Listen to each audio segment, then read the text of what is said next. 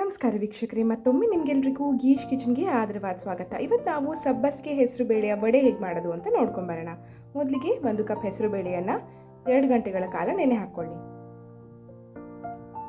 ನಂತರ ಒಂದು ಮಿಕ್ಸಿ ಜಾರಲ್ಲಿ ಹಸಿಮೆಣಸಿನಕಾಯಿ, ಶುಂಠಿ, ಬೆಳ್ಳುಳ್ಳಿ, ಚಕ್ಕೆ, ಲವಂಗ,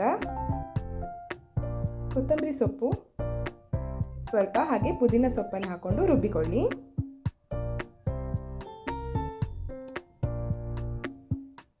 ನಂತರ ರುಬ್ಬಿದ ಮಿಶ್ರಣಕ್ಕೆ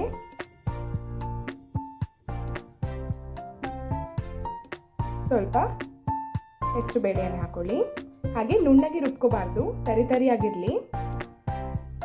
ಪೂರ್ತಿ ಹೆಸರು ಬೇಳೆಯನ್ನು ಹಾಕೋಬೇಡಿ, ಅರ್ಧ ಹಾಕೊಳ್ಳಿ. ಅರ್ಧ ನಾವು ಹಾಗೆ ಇಟ್ಕೊಂಡು ನಂತರ ಹಾಕೊಳ್ತಾ ಇದ್ದೀವಿ. ಮತ್ತೆ ಉಳಿದಿರೋ ಹೆಸರು ಬೇಳೆಯನ್ನು ಹಾಕೊಂಡು ಅದಕ್ಕೆ ಹೆಚ್ಚಿರುವಂಥ ಈರುಳ್ಳಿ, ಸಬ್ಬಸಿಗೆ ಸೊಪ್ಪು, ಕೊತ್ತಂಬರಿ ಸೊಪ್ಪು, ಉಪ್ಪು ರುಚಿಗೆ ತಕ್ಕಷ್ಟು, ಹಾಗೆ 1/4 ಚಮಚದಷ್ಟು ಅರಿಶಿನ, 2 ಚಮಚದಷ್ಟು ಬಿಸಿ ಎಣ್ಣೆ, 2 ಚಮಚದಷ್ಟು ಅಕ್ಕಿ ಹಿಟ್ಟು ಹಾಗೆ ಚೆನ್ನಾಗಿ ಗಟ್ಟಿಯಾಗಿ ಇದನ್ನು ಕಲಿಸ್ಕೊಳ್ಳಿ.